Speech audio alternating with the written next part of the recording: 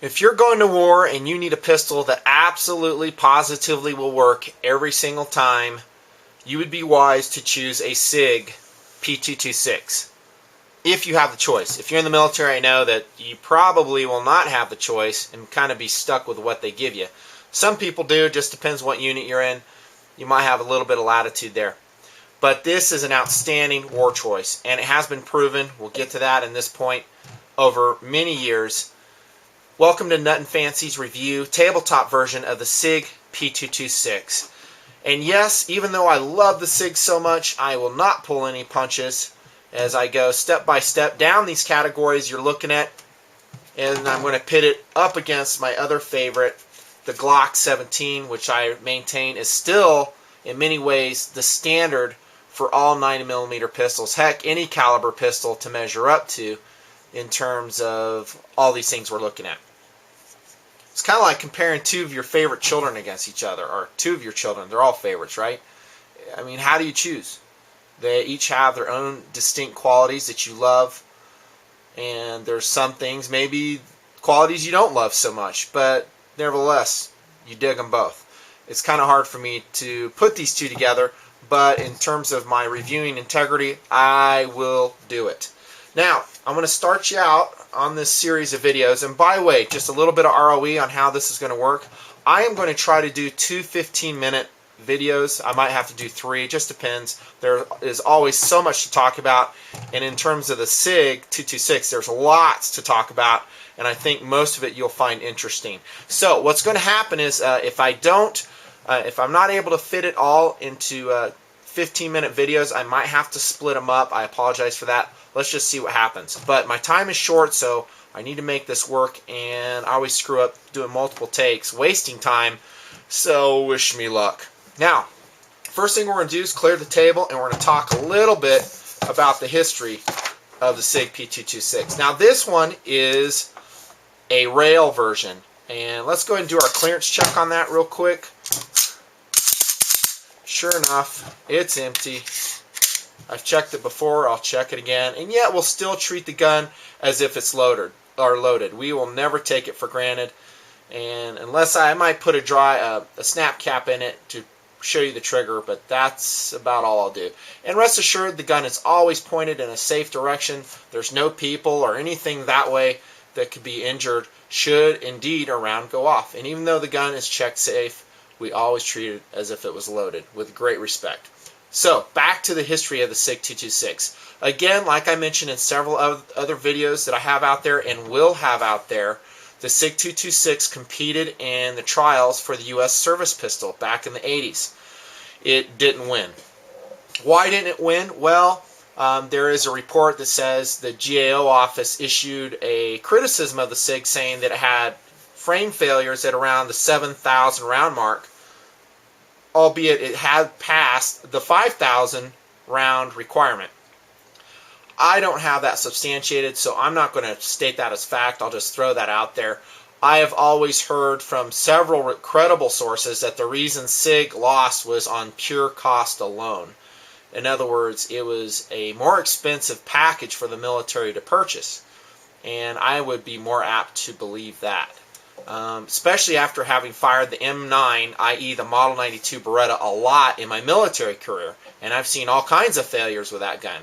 And I have personally fired SIGs over the past many years, and I have never seen either a failure of the slide or the frame, but I'm kind of jumping ahead on the points. We'll get to that in a sec. So back to the history.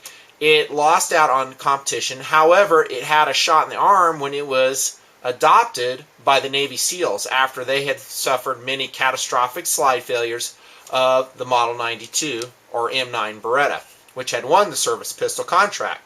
Therefore, when the Navy SEALs adopted the Sig P226, things changed for this pistol. And the Sig 226 wasn't always called the Sig 226.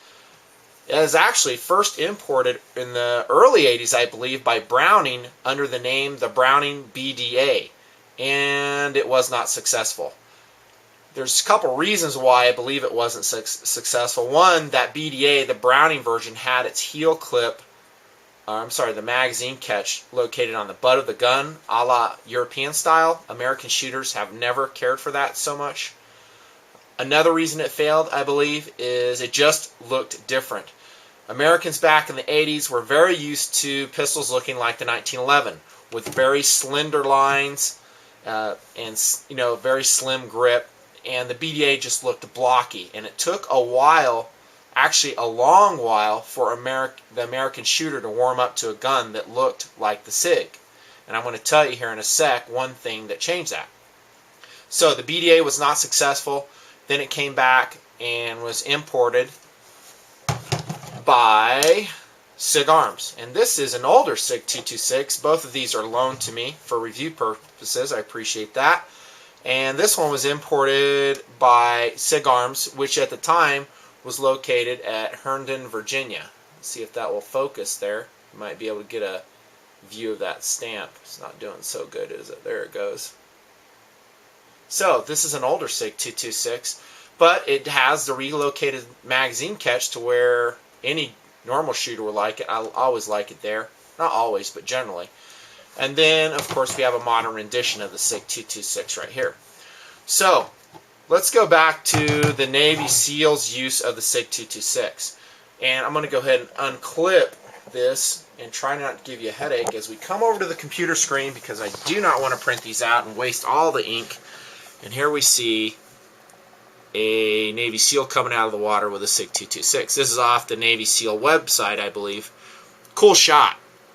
And what this really did for us, or for the American shooting public and for law enforcement agencies, when they saw that one of America's and actually the world's most elite military units adopt the Sig and use it since 1986 without any change pretty much. I mean, I think they changed their slides, but other than that, still using it. That did a lot for the trust in this design. Now, let me throw a little caveat in here. Nutnfancy is not one to go all gaga over military use of an item. You know, I don't really care if the Navy SEALs adopted it or, you know, the GSG-9 adopted it. It doesn't matter to me. What I really care about, though, is an extensive history with the gun and having a lot of experience with it, and yet the unit still sticks to it when, in fact, they could get whatever gun they wanted. So be careful when we talk, oh, it's a Navy SEAL gun. I don't mean to come away like that, because, yeah, it's kind of cool, but what's more important to me is it's a unit that can get any gun they want, and they stick with a Sig 226.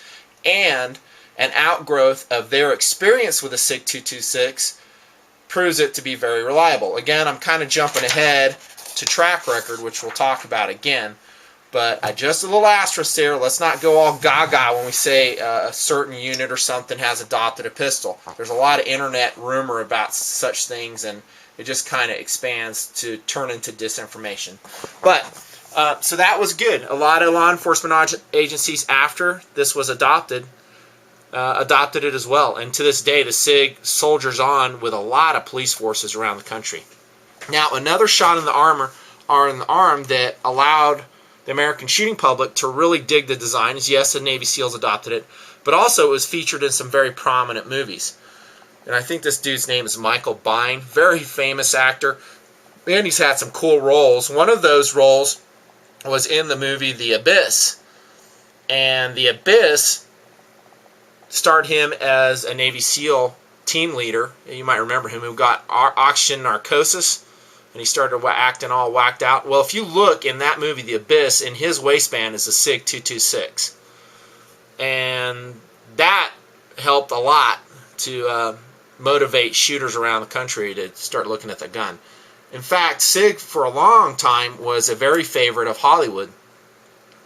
And they used it in a lot of their movies. However, I think it's been pretty much replaced by Glock. Glock tends to be more in the television series rather than Hollywood. By the way, Michael Biehn, I hope I'm saying his name right, was the same guy that played Corporal Hicks in Aliens. Man, he's had some cool roles, hasn't he? He's in Tombstone, that movie. Great roles. And he also reprised his role as a SEAL in, how you doing, Navy SEALs, the movie. So, most excellent. That's just a little aside. Sorry for me clipping it back in. I don't have time to just edit these videos all the time. Bear with me. So here we go with a point by point on the Sig. Yes, Navy SEAL pistol, very proven, but how does it stack up now with the competition that's out there? So underway we go. Let's start off with weight first. The Sig is not as light as its competitor, the Glock 17. What is? I mean, this Glock 17 with the magazine inside of it, 24 ounces, maybe 24.5. It's just amazingly light. Thanks to my buddy for loaning me this for the review as well. Appreciate it. So anyways, very light. So what's a Sig weigh? Well, it's heavier and it's 2 pounds, basically 32 ounces. And, you know, that's chunkier, truth be told. I mean, that's the weight of a medium-sized tactical knife. So we're talking what? Actually, not a medium-sized, a very large-sized tactical knife. Kind of like this Bill Harzy. So that's the weight difference between the two guns, basically. So you can carry a Glock and this knife for the weight of a Sig. Remember, it's hard for me to do this because I love the Sig, but let's be honest, and I've got to, you know, it's got to take a hit for weight. The Sig is not a super light gun. Now, before I started using Glocks a lot, I thought of it as a super light gun, and in comparison to some other designs, it's still lighter still. You know, a 1911 would be a good example. 1911 is what, 38 ounces, thereabouts. So, Sig's lighter than that.